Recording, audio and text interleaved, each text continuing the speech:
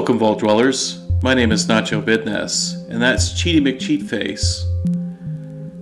For anyone who's not familiar with my channel format, I will show a place off with Cheaty before we do any building or any scrapping.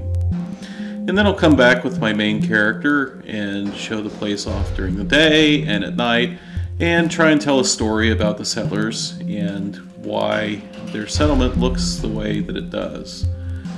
And I try to end those a lot of times with a little Fallout twist.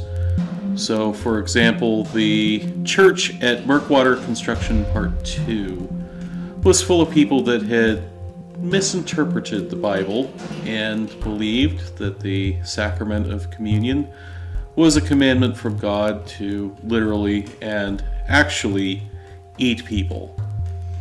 And those are funny little things that I think are in line with what we've seen in the Fallout franchise before. Sometimes I will get a little bit more extreme than something Bethesda might want to show in a game. And my whorehouse at Coastal Cottage was as dark and as evil as a place I could think of at the time. This one is worse. And so, public service announcement. Certainly everyone should stick around for the daytime shots here. But if you are disturbed by themes of human trafficking or child abuse, you will probably want to turn the video off when it comes to the nighttime shots. So without spending any more time letting you think that I'm some kind of god-awful psychopath, let's take a look around at Outpost Zimonja before we do any building or any scrapping. There are some basic necessities here. There's a little bit of food and water and such, but the very obvious centerpiece of this settlement is this great big radio tower here and the structure that's attached to it. The build height limit here is quite high because of that tower, although I tend not to do Wasteland skyscrapers as such because they just don't ever look right to me. The elevation changes that are here are fairly extreme, and the build area itself is very irregular. And both of those things mean that it is a challenge to build here, but it also means that when we come up with something that looks cool, it's all the more satisfying. And I feel like I've got something cool to show you guys here. Let's take a look at Raider Radio. We're here today in this snappy little number because we don't dare get recognized as the General of the Minutemen at this place. I was going to do it in the Overboss power armor from Nuka World, but I found the heads-up display to be really distracting and there was no way to turn it off while you were wearing the armor. Piper, of course, today is dressed up in that nice Raider armor because we don't want her to get recognized either. And welcome to Raider Radio. You'll notice that the lights are off because I think lights on in the daytime doesn't look very good. We've got this lovely, great, huge billboard here with some corpses hanging from the top, which are actually statues, but close enough. Along with a lot of Raider totems and things like that, just to emphasize the feel and the vibe of this settlement. One of the things that I noticed about Fallout 4 is that the Raiders kind of felt cute, especially when we got into Nuka World. And so I wanted to do someplace that was just really awful and not cute because it's the apocalypse and Raiders are terrible people and just the scum of the earth. We do have a doctor here, and we've also got a trading stand because the raiders here will at least tolerate the traders, and the traders themselves are terrible opportunists. It won't spoil everything, but if you go to the Institute and look at some files there, the traders there are not that great. I was not able to go through and completely decorate here because I am starting to get crashes, and in fact I anticipate that this settlement will crash at least some point during the tour, maybe several times. We do have a workshop here that has all the necessary gear to upgrade weapons and armor. Really, the decoration here is on the settlers themselves because I took the time to outfit each and every settler in some kind of unique combination of raider gear. Upstairs in this building is another little bedroom, and again, not fully decorated. And to be honest, I have done enough bedrooms, and you have seen enough decorated bedrooms, that I don't really feel that bad about having skipped it.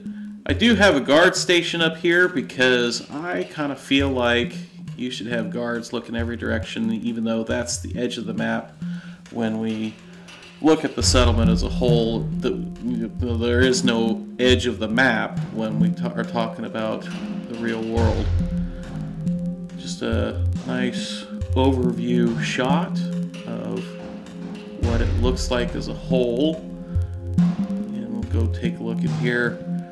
This settlement does represent something of a milestone for my channel because this is the last of the settlements that I did any building at before we had all the new DLC and mods and all the other fantastic things that we've added. And so I'm hoping that in newer settlements I'll be able to have something that looks a little bit more fresh and new. Over here is a second gate that really it's pointed straight at Ten Pines Bluff. If you go up that ridge over there, that is Ten Pines Bluff, and it is basically, this gate's basically here because the raiders are stealing food from people up the hill. Let's go take a look inside the restaurant here. Cross my fingers that the restaurant owner, well, that was weird, that guy just popped out of nowhere, that the restaurant owner is here, because oh darn, she's not. I've outfitted her in a little chef's hat and gave her a flamethrower. I was very much thinking of Cook from Fallout New Vegas when I was working on that character. We do have a clothing shop here. I wanted to put an armor store in, but I was having a little trouble with low happiness at this settlement, and clothing stores increase happiness, armor stores do not. Let's try and go around that Brahmin and come this way and take a look inside the junk shop. I set this central building up so there's kind of only one way in and out of it, and it's through this gate right here. And it's inside this central compound that I start to end up getting crash problems. So there's the back of the clothing store. Over here is a place where the raiders can get clean, because even raiders sometimes like to clean themselves up. Back through this little maze-like area here is the backside of the doctor's or the surgery center. Doctor's got some meds here, waiting for a patient. Upstairs, we're going to take a look at the actual radio station itself. And this station is certainly home to someone who's far more sadistic than the DJ in Duca World. This guy really enjoys torture. In fact, he does it on air. He will strap someone down to that ghoul chair and progressively push them farther and farther back until they're kind of begging not to be pushed into the ghoul's face. So it's Sound and Fury radio, and it is certainly operated by a sadistic and evil son of a gun. And the game has crashed. Hang on a sec. As we come out of the broadcast booth, we're going to go over into the station manager's office. And this is the home of the ruthless son of a gun that rules this settlement with an iron fist. He's got a balcony here where he can keep an eye out for new arrivals and basically new recruits.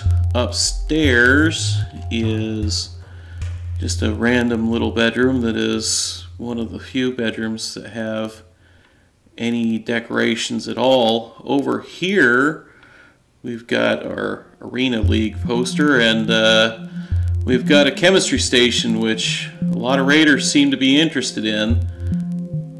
Got some chems on the shelf there, and there's the restaurant owner for the settlement in her jaunty little chef's hat. Crazy evil woman that she is. You probably noticed that there are no railings here, and that's because I figure they're a bunch of raiders and safety is not going to be job number one for raiders. I did want to make sure to show this structure off. That's a Brahmin feeding trough there, but more importantly, upstairs are the bathrooms for this settlement.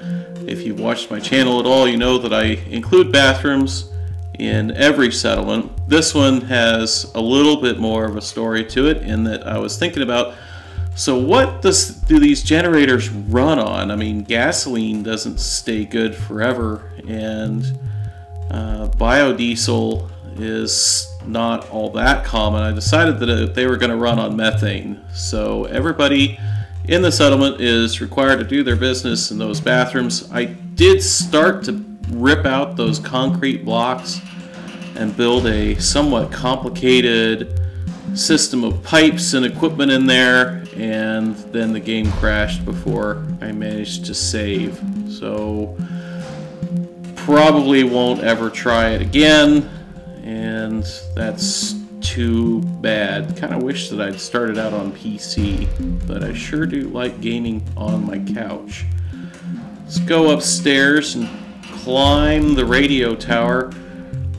If you're wondering where I got that great big billboard mod from, there's a modder out there called Ethreon that makes some really awesome mods, and I will put a link to his Bethesda page in the video description. Start with the master plan and download the rest of his mods. I will warn you that there is a mod called Vanilla Extensions that does mess with pre-existing and pre-built walls, and it may not be for everyone, but I think that the amount of things that it adds to the game makes it worthwhile and makes it worth repairing your stuff. I did try and put a little gusseting in and stuff on this tower. You can kind of see it through the stairs there to make it look more supported and less floaty. But I still wanted to make it look and feel really rickety, because raiders wouldn't build something that would be all that sturdy or safe. I built this up here because I didn't want to let this great big radio tower go completely to waste, and so I have glitched my settlement recruitment beacon inside at the very tippy top up here.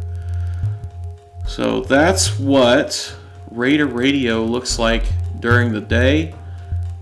Let's go take a look at what things look like at night. Well, this is Raider Radio at night. I shoved some spotlights inside of the model for the billboard up there to make some cool shadows with that totem and the corpses hanging up there. And I also took the time to put a blinking red light, like a navigation beacon, at the top of the radio tower. You see those in the real world, and I figure that if the raiders got the transmitter working, that the beacon would also start working. So we've got that going on up there. And there's really not much in the way of air traffic though, except for the occasional vertibird, and frankly the Brotherhood of Steel should burn this place to the ground. Now this is the part of the video that some people might want to click off of. We've got these gore bags here and these guts all over the place. You might have seen them more outside the walls because the raiders tend to throw them out rather than keep them inside, because they when they go looking for slaves, they prefer to find families, and the parents are murdered on the spot. The kids, their fate is arguably worse. We've got an advertisement out here for booze and Radaway and girls and boys, and that's not a euphemism. We skipped past this sign here earlier, and it is really less of an advertisement for Halloween costumes and more a menu of services offered.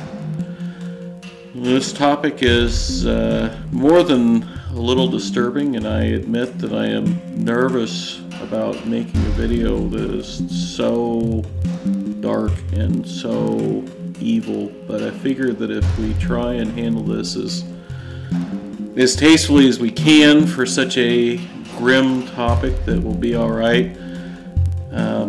This is something that happens in the real world today. There are places like this right now out there, and as terrible as it is to think about that kind of stuff, my fear is that in a post-apocalypse world where there is no law and order, that my fear is that places like this would be even more common than they are now. As we walk onto the roof, we're going to take a look at a structure that I deliberately did not show off in the daytime. This cage here unfortunately has some very small beds in it. On a technical note, some items, when you interact with them and you've got the Place Anywhere mod, you can use a scaling function to change the scale on things. The only place in the settlement, aside from the patio on the bar, the only place in the settlement with railings is this, what to us is a very short walk, but to a victim would seem like a very long walk, and sometimes there are struggles because they know what's waiting for them in this final room of horror. The bed is oversized because I think that in the nightmares of the victims that it would loom very large. The rocking horse and the tricycle they're more for the amusement of the customers than for the people that are brought in here against their will. The clock on the wall reminds customers how much time they have left, and the hammer on the floor is there because customers are told that if there are struggles, broken fingers are okay. Killing the slaves is frowned upon, but really all that happens is the customers are charged a couple hundred extra caps.